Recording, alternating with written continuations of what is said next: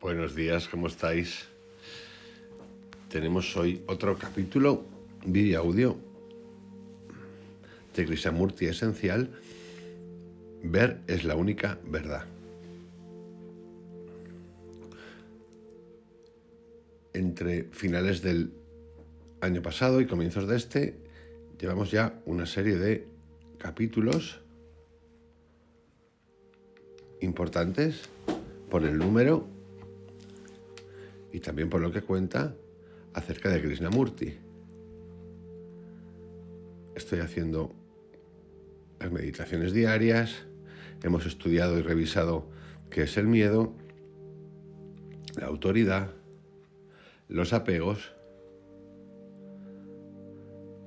y estos videoaudios titulados Krishnamurti Esencial son lo que la palabra dice: esencias de Krishnamurti, extractos revisados, explorados, igual que nos invita a él a hacer, acerca de temas que tienen que ver con las emociones, los sentimientos, cómo vivimos, cómo interpretamos qué es el pasado, el estado presente, la meditación y el futuro.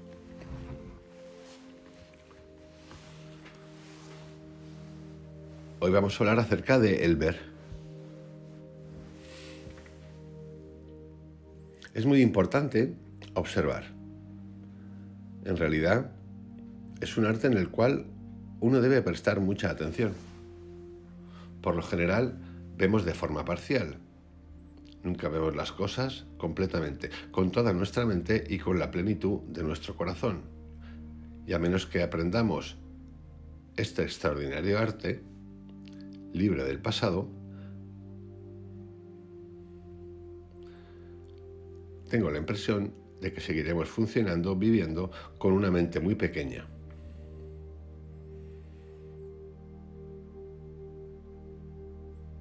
Limitada. Por varias razones nunca vemos las cosas completamente, porque estamos tan interesados en nuestros problemas, tan condicionados, tan fuertemente cargados de creencias, de tradición, de pasado, que todo esto nos impide ver y escuchar. Es decir, nos ciega. Nunca vemos un árbol, solo lo vemos a través de la imagen que tenemos, de un concepto que retenemos de ese árbol, pero el concepto, el conocimiento, la experiencia, sin duda, son muy diferentes del árbol en sí mismo. Miren un árbol y se darán cuenta de la enorme dificultad de verlo completamente, verlo sin ninguna imagen, sin ninguna evaluación que interfiera en ver el hecho real del árbol. Cuando digo completamente, me refiero a verlo con toda la mente y el corazón, no con una parte. Pero somos muy emocionales, sentimentales y también intelectuales, lo cual nos impide ver el color, la belleza de la luz, los árboles, los pájaros. Nunca estamos en contacto directo con nada de todo esto. Tengo serias dudas de que estemos en contacto directo con algo durante el día a día, incluso con nuestras propias ideas, pensamientos, motivos e impresiones. Siempre observamos a través de una imagen, de un preconcepto, incluso cuando nos observamos a nosotros mismos. De ahí lo complicado que resulta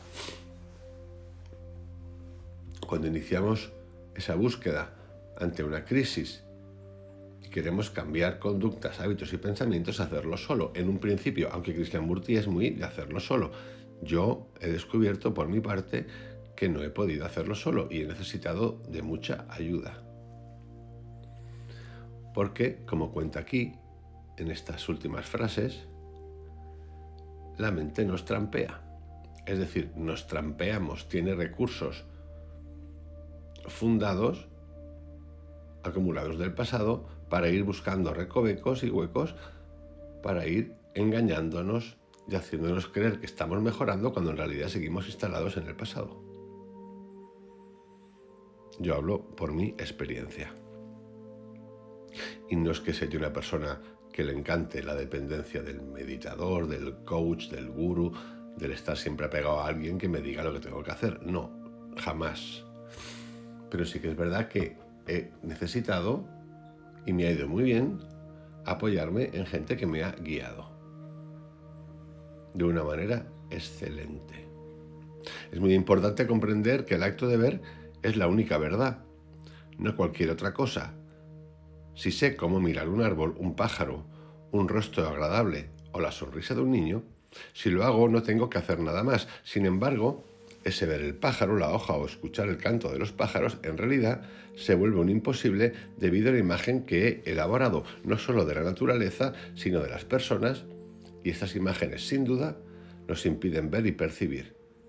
El percibir es por completo diferente del sentimentalismo y la emotividad, incluso del intelecto y de la lógica. Como decíamos, todo lo vemos de forma fragmentaria. Desde la infancia nos han enseñado a mirar, a observar, a aprender, a vivir en fragmentos y nunca contactamos o nos damos cuenta de que la mente tiene una enorme extensión. La mente es inmensa, inconmensurable.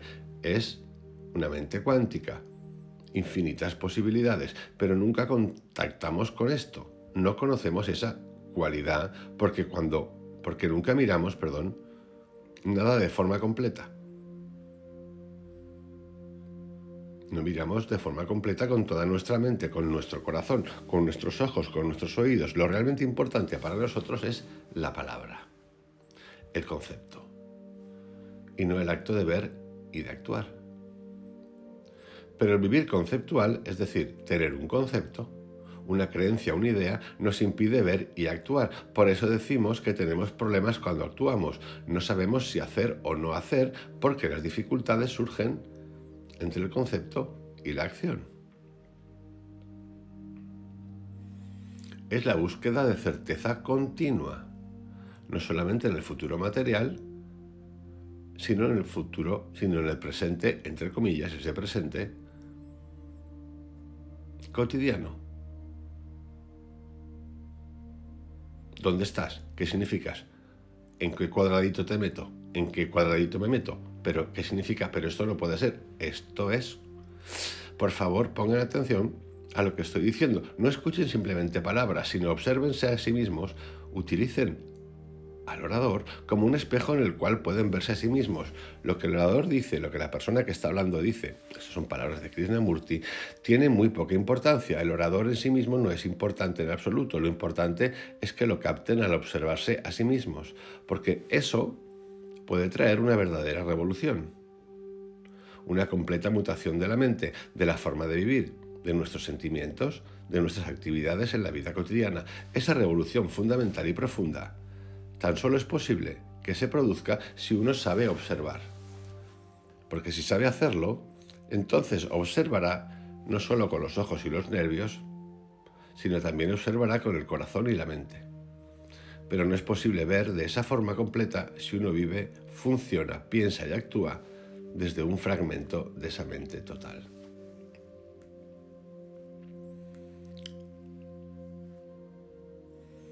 Al observar el mundo descubrimos que estamos condicionados por la sociedad, por la cultura en la cual vivimos, y la cultura es un producto de la humanidad.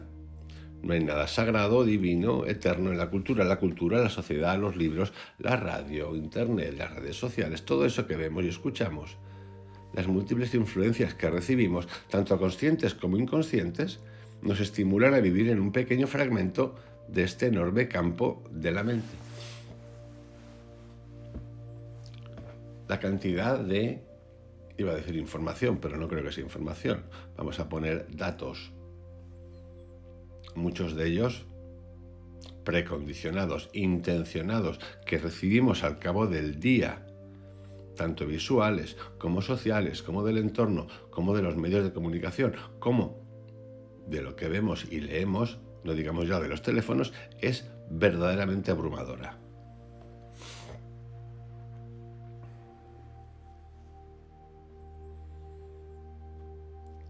Vamos a la escuela, a la universidad, y allí aprendemos una técnica para ganarnos la vida. Porque mucho cuestionar, mucho acerca de la educación, de lo que es, y en realidad la educación está en manos, siempre ha estado en manos de sectores sectarios que al final tienen ideologías, se componen de ideologías, y en principio nos cuentan que estamos para descubrir, pensar y cuestionar, y cuando salimos nos encontramos con la gran sorpresa que entramos en el mundo del obedecer. Y cuanto menos se cuestione, mejor. ¿Por qué? Por cuestiones de materia, por cuestiones de crecimiento personal material, ascenso, trabajo. Traducido en kikis, es decir, dinerito para vivir, para comprarme mi primer coche, mi primera casa, casarme, tener hijos, educarlos, todas esas cosas. Esta es la parte de la farsa que nos han contado y que seguimos elaborando ahora, a día de hoy, años A, no muchos, con nuevas extensiones. Vamos a la escuela, a la universidad y aprendemos una técnica para ganarnos la vida y luego los siguientes 40 o 50 años dedicamos nuestra vida, nuestras energías y pensamientos a este pequeño campo especializado. Sin embargo, existe ese enorme campo de la mente y a menos que generemos un cambio radical en esa pequeña área, no será posible ninguna revolución. Puede que haya ciertas así llamadas modificaciones económicas, sociales o culturales, pero los seres humanos seguiremos sufriendo, seguiremos padeciendo conflicto, dolor y angustia. Porque vivimos en una eterna dualidad, en una farsa constante. Es decir, una mentira cotidiana. Uno puede que sea un abogado brillante, un excelente ingeniero, artista, arquitecto, un gran científico, un fontanero, un pintor, lo que os dé la gana, pero siempre permanecerá dentro de este fragmento de la totalidad. De hecho, podemos ver que sucede exactamente esto. Las ideologías lo hacen, las de un lado, las del otro, las escuelas lo hacen, de un lado y de otro, los padres lo hacen, la educación lo hace, todos están moldeando la mente para que funcione dentro de cierto patrón, de cierto fragmento. Es más, tenemos enemigos. Nos creamos enemigos y nuestro único interés es producir pequeños cambios dentro de ese patrón, cada uno en el suyo, luego con la consecuente dualidad de pertenecer a ese patrón y hacer cosas contrarias a este patrón. Esto ocurre mucho en las ideologías políticas, existe mucho en la educación, en la estricta moral, en lo correcto o incorrecto, en el servicio al pueblo o el servicio propio. No hay que rascar mucho para ver la gran mentira en la que vivimos dual de todos los que pertenecen y viven de las ideologías, tanto religiosas como políticas como económicas. Una cosa es lo que se dice, otra cosa es lo que hacemos.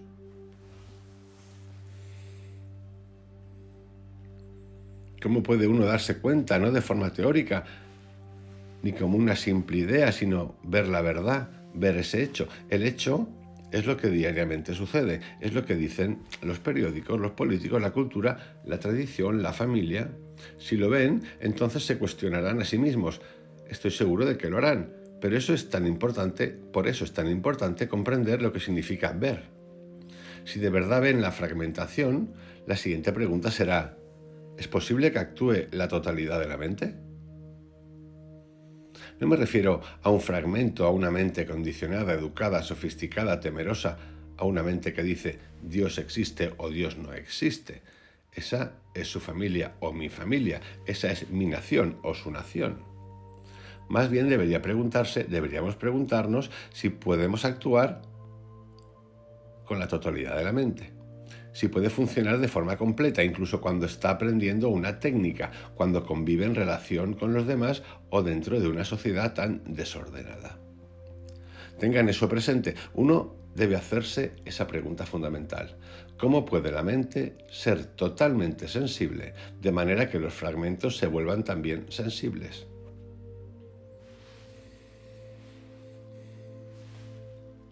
En la actualidad, no somos sensibles, aunque en este fragmento haya ciertos pedacitos que son sensibles, pero cuando se contradice nuestra personalidad, nuestra idiosincrasia particular, nuestros placeres, entonces comienza la batalla. Somos sensibles en ciertos fragmentos, en ciertas áreas, pero no somos totalmente sensibles. Por eso planteo la siguiente pregunta. ¿Cómo puede un fragmento que es parte del todo, que debido a la repetición diaria se ha vuelto insensible, cómo puede también ser sensible igual que todo? Nunca nos formulamos esta pregunta porque estamos satisfechos, entre comillas, de vivir con nuestros pequeños problemas y conflictos. Es decir, los reconocemos como problemas y conflictos, nos da miedo el cambio y llegamos a vivir adocenadamente con los conflictos que tenemos. Los vemos como normales y no queremos cambiarlos si ese cambio requiere el cuestionamiento total de todo, que es lo que requiere. Satisfechos de vivir con nuestros pequeños problemas y conflictos en ese fragmento que forma parte del campo de la vida. Valoramos la maravillosa cultura de ese pequeño fragmento en oposición a otra cultura y ni siquiera nos damos cuenta de las implicaciones de vivir en ese diminuto fragmento, en una esquina de ese inmenso campo. No vemos por nosotros mismos cuán profundamente interesados estamos en ese pequeño fragmento, intentando encontrar una respuesta a los muchos problemas que tenemos dentro de ese fragmento, dentro de esa esquina del inmenso campo de la vida. Por consiguiente, nos preguntamos, ¿cómo la mente, que ahora está medio dormida debido a que solo se interesa por ese pequeño fragmento, puede estar plenamente atenta a todo el campo, ser completamente sensible? No hay ningún método. Porque cualquier método, sistema, repetición o hábito, esta es la parte de Krishnamurti que a mí me sacude, es en esencia parte de esa esquina de todo el campo. Lo primero es ver el hecho real de esa pequeña esquina y las necesidades que genera, y a partir de ahí podremos preguntar ¿qué debemos hacer para que todo el campo sea completamente sensible? Porque esa es la auténtica base de la verdadera revolución. Cuando toda la mente sea completamente sensible, es decir, ese vacío, esa no dualidad, entonces actuaremos de forma diferente. Nuestro pensar y nuestro sentir tendrán una dimensión del todo diferente. Por eso no hay ningún método. No pregunten ¿cómo puedo ser? ¿Cómo lograré? ¿Cómo llegaré a ser sensible? ¿Cómo puedo ser creativo? ¿Cómo puedo? Y sí, esta es la parte de Krishnamurti, que es de las más potentes. No pueden ir a la universidad a aprender a ser sensibles, no lo lograrán leyendo libros y no esperen que nadie les diga qué deben hacer para ser sensibles.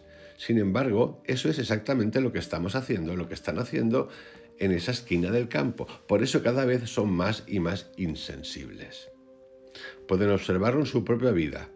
Esa vida tan indiferente, cruel y violenta, son insensibles porque funcionan, viven, actúan en esa pequeña, en esa diminuta parte de ese campo distorsionado. Sean conscientes de que no hay ningún método. Y esta parte de que no hay ningún método es interesantísima analizarla. ¿Por qué? Porque en el mundo nos encontramos con 1500 métodos de todo tipo. Algunos de saltimbanqui, que se hacen muy famosos, otros desde la ciencia, la demostración científica del argumento que te estoy explicando, otros religiosos meditativos, místicos, intuitivos, sistemas meditativos, lo que queráis. Muchas veces estos mismos sistemas de los que nos habla Krishnamurti entran en conflicto. Se arrogan la verdad. Sí, y esto ocurre en el ámbito religioso, en el ámbito meditativo, en el ámbito espiritual, en el ámbito económico, en el ámbito lógico, científico, en todos los ámbitos. Y uno se pregunta, ¿pero cómo es posible? Y sí, no es que sea posible, es que es real. A esto se refiere Krishnamurti. No se refiere al hecho de que adoptemos algo, hagamos algo. No, se refiere al hecho de preguntarnos cómo es posible que existan tantos sistemas arrogándose la verdad, la fortuna, el éxito, la declaración, la liquidación de sentimientos y de emociones paranoicas, terroríficas, envidiosas. Sí, a eso se refiere. ¿Cómo es posible? ¿Cómo es posible otorgarle la verdad a los que defienden el karma y a los que no defienden el karma? ¿Cómo es posible llamar a esa persona baja de vibración y a otra alta vibración? ¿Cómo es posible? En un mundo que está todo el día en conflicto.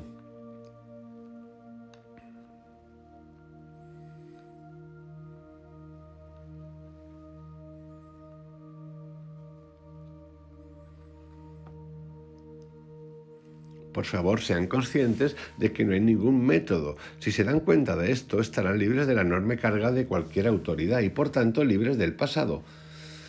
El pasado forma parte de nuestra cultura, que consideramos como algo muy valioso, con su tradición, sus creencias, sus recuerdos. Todo esto queda descartado para siempre cuando somos conscientes de que no hay ningún método que pueda generar libertad en esa pequeña esquina. Hemos de aprender todo el contenido de esa diminuta esquina y entonces estaremos libres de esa carga que nos hace insensibles. Aquí nos está invitando a comprender el pasado y a trascenderlo a través de la cuestión, es decir, de la pregunta. Ahora bien, como no hay ningún método, ¿qué haremos? Un método implica practicar, depender, su método, mi método, el camino de una persona o el camino de otra persona. Nuestro problema es que no conocemos la profundidad e inmensidad de la mente. Podemos leer mucho sobre esto, podemos leer psicología moderna, o los antiguos maestros que hablan de esto, pero no se fíen de ellos, porque cada uno de nosotros debemos descubrirlo por nosotros mismos y no de acuerdo con lo que dice otra persona. Esto es vital. ¿Esto significa que ninguneemos lo que dicen? No, que los tratemos ya como agentes de la propaganda, no. Significa que nosotros hemos de buscar y de entender y comprender y estar atentos.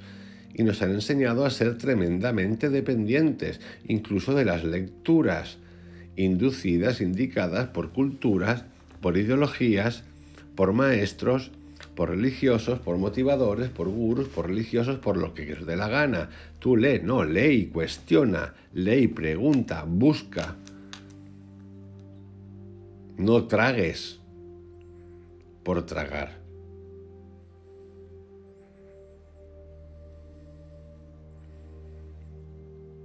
No conocemos la mente y de nada sirve tener algún concepto, tener alguna idea, alguna opinión o alguna información. Uno debe estar libre de cualquier suposición y de cualquier teología. Así pues, una vez más, ¿qué haremos? Todo lo que uno puede hacer es observar. Es observar esa esquina, esa pequeña casa que he edificado en ese rincón del amplio, del inconmensurable campo de la vida. Y como consecuencia de vivir ahí, forcejeo, peleo, intento mejorar, ya saben todo lo que sucede. Obsérvenlo. Por eso es importante comprender lo que significa observar. Porque en el momento que hay conflicto, uno forma parte de esa esquina solitaria. Sin embargo, si observamos, el conflicto desaparece. Y esa es la razón por la cual uno tiene que aprender desde el inicio a observar. No desde el inicio, sino ahora. No mañana, porque no hay mañana, solo la búsqueda del placer es lo que inventa el mañana. Pues en realidad el mañana psicológico no existe. El cerebro y la mente inventan el tiempo. Y esto es lo que genera estrés y ansiedad.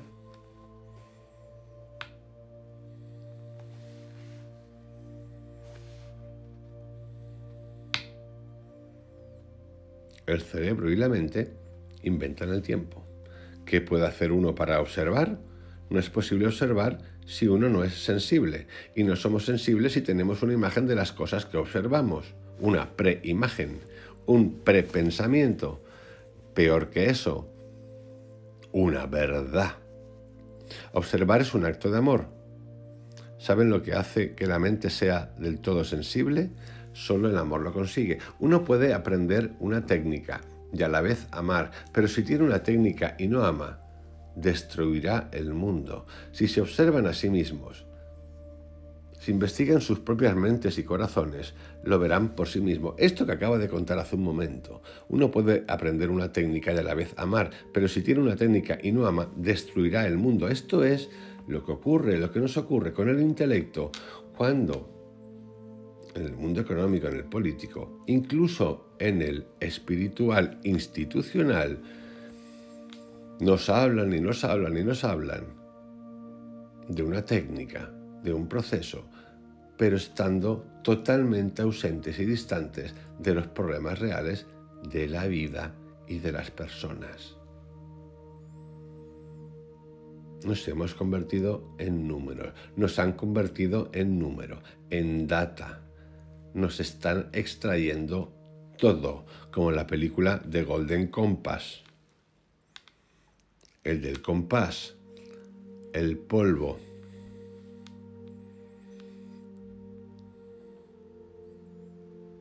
Poquito a poco, de manera diaria, como consecuencia de permitirlo nosotros, nos van extrayendo como con una varita pura esencia, con el fin de tenernos dormidos. Y dormidos estamos, como diría Yoga. Ver, observar y escuchar son las acciones más grandes, pero si miran desde su pequeña esquina, no verán lo que está sucediendo en el mundo. La desesperación que hay, la ansiedad, la agonía de la soledad, las lágrimas de las madres, de las esposas, de los que aman, de los que se aman, de toda la gente que ha fallecido, que han matado. Tienen que ver esto, no de forma emocional o sentimental, no diciendo estoy en contra de la guerra o estoy a favor de la guerra, porque la emotividad y el sentimentalismo son las cosas más destructivas que hay. Eluden los hechos y por consiguiente eluden lo que es. Por tanto, observar es lo más importante. Ver es comprender, pero uno no puede comprender a través de la mente o a través del intelecto, a través de un fragmento. Comprender tan solo es posible cuando la mente está en completo silencio, lo cual significa cuando no hay ninguna imagen. Todos nos vamos a encontrar y nos hemos encontrado dependiendo y sabiendo que es de nuestras elecciones, esto lo sabemos ahora, en situaciones paradójicas que ponen a prueba nuestros principios, los de antes y los nuevos. El ver destruye todas las barreras, pero mientras existe una separación entre un árbol, entre uno y un árbol, entre uno y el árbol, entre usted y yo, entre mi vecino y yo, y el vecino puede estar a miles de kilómetros o en la puerta de al lado, siempre habrá conflicto, porque separación significa conflicto. Ese es un hecho muy simple. No obstante, nosotros vivimos en conflicto, nos hemos acostumbrado al conflicto y a la separación. Estamos enjuiciando diariamente, ya no solamente en la vida real, a uno que pasa, cómo viste, la cara que tiene, el pelo que tiene, a qué sistema cómo habla, pero ya es peor todavía, porque lo hacemos ahora a través de los teléfonos y emitimos opiniones telefónicas, digitales, de cualquier cosa que ocurre a 10.000 kilómetros de distancia. Todo el día. La India se ve a sí misma como una unidad geográfica, política, económica, social, cultural, y lo mismo sucede en Europa, con Estados Unidos o con Rusia. Son unidades separadas, cada una en contra de la otra, y toda esa separación forzosamente engendra guerras. Eso no quiere decir que todos debamos estar de acuerdo, o que si estamos en desacuerdo empiece una batalla en contra. No se trata de estar de acuerdo o en desacuerdo, sino de ver las cosas como son. Únicamente cuando tenemos opiniones de lo que vemos surgen los desacuerdos y eso es división. Y aquí vamos a entrar, no voy a entrar mucho, pues en un tema que tiene que ver con las decisiones y los actos. Y si uno llega a un punto, sin perder de vista, que todos lo podemos tener, de creer en el libre albedrío, pues sí, a veces actuamos. Hemos de actuar. Al mirar un árbol, si realmente lo veo, no hay ninguna división entre el árbol y yo. No hay un observador que esté viendo el árbol, observe el árbol, una flor, el rostro de una persona. Mire cada una de las cosas y verá que el espacio entre usted y las cosas no existe. Pero solo puede mirar de esa manera si ama. Esa palabra que ha sido tan manoseada. Cuando el observar tiene esa profunda sensación de realmente ver, entonces ese ver genera una extraordinaria eliminación del tiempo y el espacio, lo cual sucede cuando hay amor.